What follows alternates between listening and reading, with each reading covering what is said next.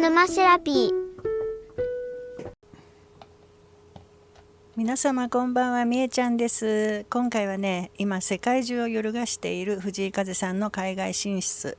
そして突然発表されたタイ・バンコク公演の中止ね。これがね、私はどうもね、匂ってしょうがないのでね、この衝撃的なニュースの裏側についてちょっとね、私なりに調査してみたんですよ。もう調べ出すとね、徹底的にやるもんでね、で面白い結果が見えてきました。今日はそのいろいろ見えちゃったことをね、またご報告いたします。はい、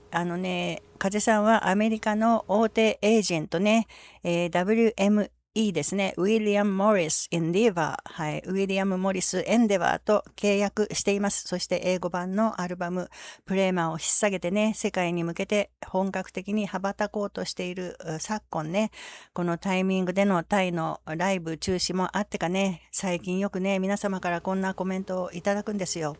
風さんが海外の厳しいビジネスに巻き込まれちゃっていいように利用されたり搾取されたりしてるんじゃないかってね、はい、深く心を痛めて不安になっている方もいらっしゃるようなのでね、今日はそんな風民さんの不安感をもう一掃する内容になっております。結論から言うとね、風さん自身が搾取されたり、はい、海外進出が失敗したりするわけでもありません。むしろね、今回の件で見えてきたのは海外エンタメ界の非常にクリアな現実と、それとは対照的って言いますか、事情が違うって言いますかね、日本の芸能界のシステムですね。そして何より藤井風というアーティストの持つある特別な心の状態が海外の荒波において最強の命綱になるっていう事実なんですよ。はい、今日はね、タイ公演中止の裏事情からね、はい、日本の芸能界のとの決定的な日米の違い、そういうものをね、分かりやすくエンタメ感覚で語らせていただきます。ぜひ最後までご覧くださいね。まずはね、一番気になるタイ・バンコク公演がなぜ中止になったのかっていうね、現実的な裏事情からお話しします。はじめに強調しておきたいんですけどね、公式からの発表はあくまで不測の事態によるものってされてますよね。そして中止の具体的な内部事情は明かされていません。ですのでね、ここからお話しする内容はあくまでも現地の経済データとかね、タイのファンの皆さんのリアルな声、そして現地の音楽関係者から上がっている情報を参考にして私なりにいろいろ調べてみた結果、一つの考察としてお聞きください。そしてね、それらの情報をつなぎ合わせて見えてきたのは、今回の騒動の原因はね、どうやら現地の会場の規模とね、価格設定のミスマッチが大きな要因だったのではないかという説が有力なんですね。その中でね、現地のファンのいくつかのコメントをご紹介しますとね、他のアジアの国と比べても今回のタイの価格設定は明らかにおかしいよ。プロモーターの強欲さのせいでライブが消えちゃった。返金は当たり前だけど、奪われた機会とショック返してちょうだい。ね、それからもう一つはね、一番悲しいのは風さんにタイのファンは自分を歓迎してくれなかったと思われてしまうこと。私たちは風さんのことが大好きなのに、プロモーターが強欲なビジネスをしたせいで風さんの顔に泥を塗った。本当にプロモーターが許せないと。はい、これはね、もう風さんの公式も発表していませんけれどもね、決してこれは私の勝手な想像ではなくて、タイの現地主催者の公式の返信欄とかね、インスタ、あと海外の先日もご紹介したね、掲示板サイトありますよね。そういうものからね、現地のファンたちが実際に声を大にして怒っているリアルな意見なんです。で、掲示板サイトではね、現地のファンがね、実は今回のある業者は過去にも海外アーティストのライブで何度も問題を起こしていると。もうとても評判が悪いってね、リアルな声を寄せてるんですね。その他にもね、インスタではね、いくらなんでもあのスタジアム規模でね、3万円は高すぎだよと。はい、現在のタイの経済をなめてるといったね、コメントが多く見られるんですね。つまりね、下切りスズメの強欲なおばあちゃんと同じですよ。もう欲張ってね、大きい方のつづらを取っちゃったんだね。はい、それ取っちゃったらどうなるかっていうことなんですよ。はい、分かりやすく言っちゃうとね、今回タイ側の主催である現地のプロモーターはね、風さんの前回のバンコク公演がね、即完売したことにね、味を占めちゃったんだね。はい、そしてね、藤井風ならどれだけ高くてもね、どれだけ広くても埋まるだろうと過信してしまったんじゃないかなと。はい、結果会場を前回のアリーナ規模から一気に 3.5 倍ですよ。3.5 倍になる3万5,000人収容の国立競技場へと拡大しちゃったのね。それだけならいいんだけど、さらにチケットの最高席を日本円で3万を超える6300バーツに設定しちゃったんですよ。今のタイのね、最新データを見るとね、全国の平均月収ね、それ15,700バーツ、日本円だと約7万円ですよ。で、比較的お給料が高い首都バンコクの、サラリーマンでもね、平均月収は3万バーツから4万バーツ未満って言われてるんですね。つまりバンコクで働く普通のビジネスパーソンにとってはね、チケット1枚で月給の5分の1から10分の1もっとかながもう吹き飛んじゃう計算になるんですね。日本人の感覚に置き換えるとね、ライブのチケット1枚が6、7万するようなもんなんですよ。もう風さんのことは好きだけど、この価格では生活が波状しちゃうよ。プロモーターが強欲すぎるっていうね、現地の、ファンの声が上がっていてね、チケットの売れ行きが予想大幅に下がっちゃったんですよ。つまり風さんの人気を利用して人儲けしようと欲張りすぎたプロモーターがね、現地の経済状況を無視して自爆したっていうのがね、今回の真相ではないかなとね、現地のタイはじめあちこちで言われていることなんですね。風さん側が悪いわけじゃ決してないんですね。むしろね、今回特筆すべきなのは中止が決定した後の風さんチームの神対応ですよね。現地プロモーターの失策による中止であるにもかかわらずですよ、決して現地の業者のせいだとは言ってません。人のせいにしないんですね。風さん本人やね、日本のマネージメントチーム、すぐにタイのファンのために必ず戻ってくるよっていうね、愛にあふれたメッセージを公式に発表しましたよね。さらにね、海外のチケッティングにありがちな返金トラブル、引き延ばしなんか一切させませんでしたね。そしてね、トラブルが起きた時こそ、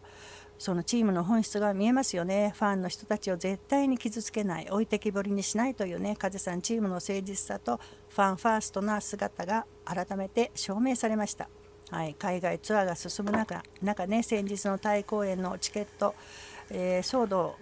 こういうのがあるとね、風さんが海外のエージェントに利用されちゃうんじゃないかってね、不安になるファンの方が多いかもしれませんよね。でも安心してください。はい、風さんが契約している世界大手の WME ね、などそういうね、アメリカのエージェント制度っていうのはね、むしろアーティストの権利と安全を守る最強の盾なんですね。日本とアメリカのね、仕組みの違いをちょっとイラストと一緒に見ていきたいと思います。まずね、日本の芸能プロダクション体制なんですけれども、日本の仕組みではね、一つの事務所がスケジュール管理からギャラからホームからもう現地での細かなケアまで全て一括してもうやってくれるんですね。まあ身近でね、家族のように支えてくれる安心感がある一方で、全ての権限が一箇所に集中しちゃうんですね。だからね、万が一トラブルが起きた時にアーティスト個人の力では何にもできないんですよね。それがちょっと問題っていうところなんです。では風さんが海外展開に向けて契約している世界最大級のエージェント WME などが属するね、アメリカのシステムはどうでしょうか。アメリカの法律ではね、エージェントは仕事の交渉以外、アーティストを縛る権利を一切持ってないんですよ。日本のね、一括管理型とは全く違って、主従関係はアーティストが雇い主なんです。風さんは利用されているんじゃなくて、世界最強のプロ集団を味方として雇っている状態なんですね。はい。そしてね、つまりアメリカのシステムにおける関係はアーティストが雇い主っていうことです。ただね、海外のビジネスライクなね、仕組みだけでは不安ですよね。はい。そこで重要なのがマネージャーであるズッズさんの存在とその的確な判断力ですよ。先日のこのチケット騒動の際もね、はい、公式から出された迅速な神対応。ね、救われたファンの方も多かったはずです。海外エージェントに丸投げするんじゃなくてね、誰よりもファンを思うズッズさんたちが真ん中でしっかり手綱を取って的確な判断を下しているからこそ対応だったんですね。そしてね、風さんの海外展開は決して日本の温かいチームを捨てて海外の冷たいビジネスに乗り換えたわけではないんですね。そしてさらに背後には屈強な WME の弁護士チームが控えてます。これはね、WME の弁護士だけではなくてね、エンターテインメントロイヤーっていうのがつくんですよ。そしてね、それは風さんチーム専属ね、弁護士なんですね。これは二重の守りになります。だから海外の魔の手やエージェント自身からのもう搾取もう 100% 防ぐ構造になっていますね。こうやって見ていくとすごいでしょ。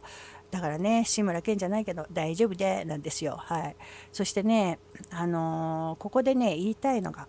ここからが革新なんですが、システムがどれだけクリーンでもね、海外のエンタメ界が綺麗事だけじゃないですよね。激しい競争社会であることは事実ですよ。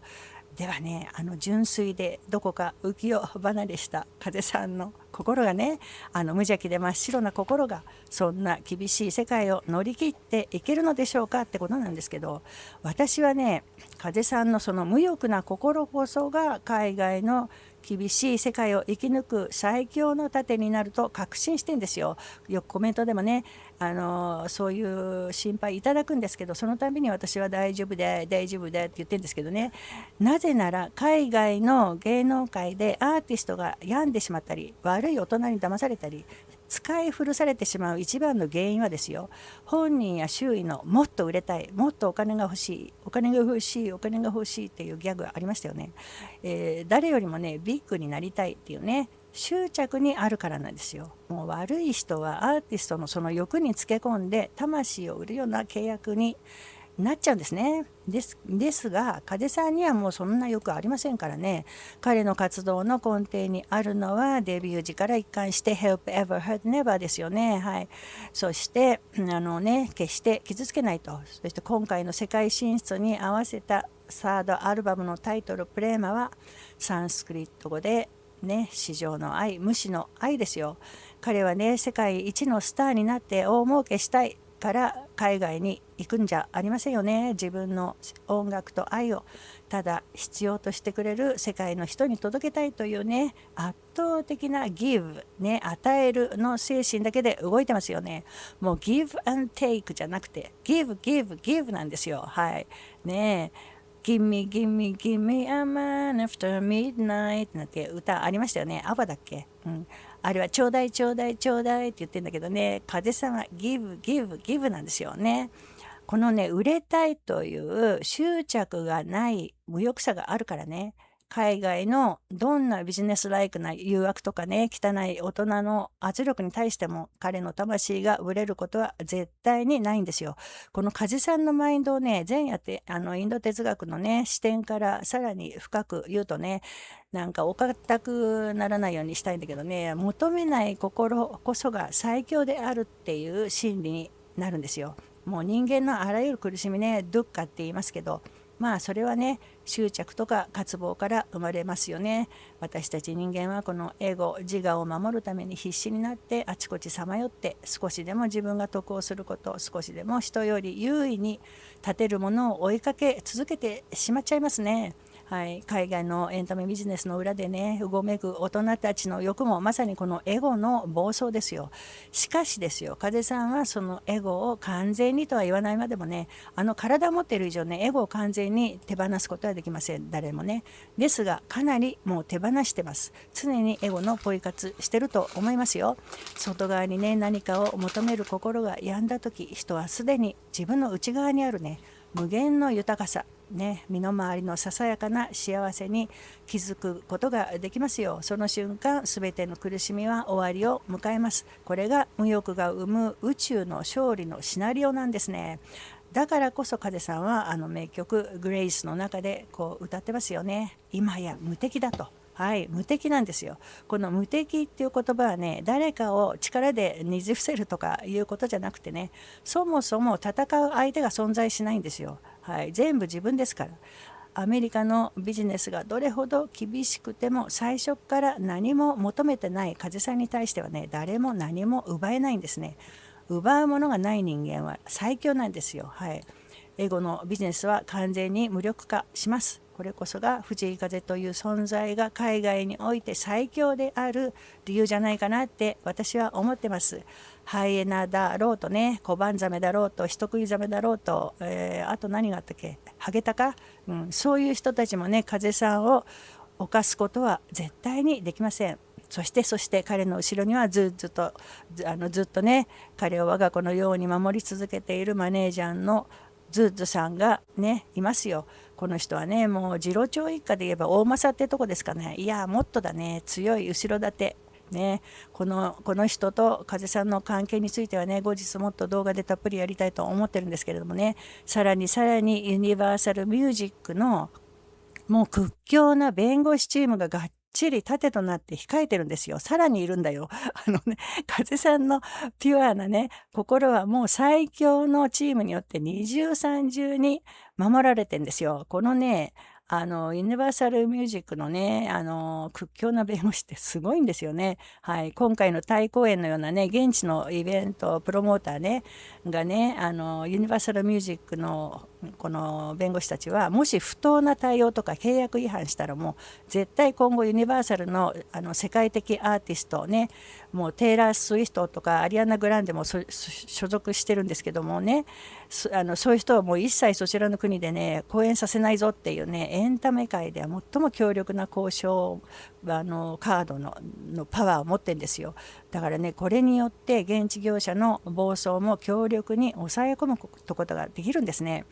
だからコメントでね、風さんが搾取されるんじゃないかとかね、利用されちゃうんじゃないかっていうご心配はまず大丈夫だっていうことをお伝えしたいと思います。はい、さあいよいよね、10月の台湾ですか、今度は。はい、皮切りに世界を巡るね、プレマワールドツアー始まりますよ。はい、2027年夏にはね、北米ヨーロッパへ大規模な展開も控えてます。これから海外でも凄まじいチケット争奪戦が始まっちゃうよね、きっとね。今回のタイの件は本当に残念でしたけれどもね、この出来事を経て風さんチームは海外の現地プロモーターをどうコントロールすべきかっていうね、大きな教訓を得たはずです。次からはもっと健全で現地のファンがね、心から喜べる形でライブが絶対に届けられると信じてますよ。ドロドロした海外の巨大なビジネスの波にもね、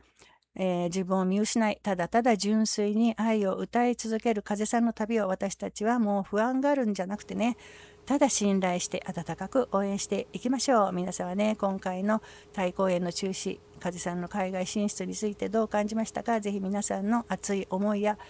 意見をね、コメント欄で教えてくださいね。このチャンネルでは真っ白な心の藤井風さんの動向を追いかけながら、その音楽性に潜む深い愛に満ちた風さんの心の世界を理解して、ご一緒に楽しく生きていくコツをシェアしております。この動画でね、なんか安心したってな方はね、チャンネル登録をよろしくお願いいたします。いつもたくさんのハイプ、グッドボタンポチッとに、本当に感謝でいっぱいです。先日のハイプすごくてびっくりしちゃったんですよ。上位ランキング100位に入っちゃってね、70位までいったのかな。はい。皆さん、これでますます風さんの愛が広がっていきますよね。よかったですね。本当にありがとうございました。それでは皆様、お元気でお過ごしください。さようなら。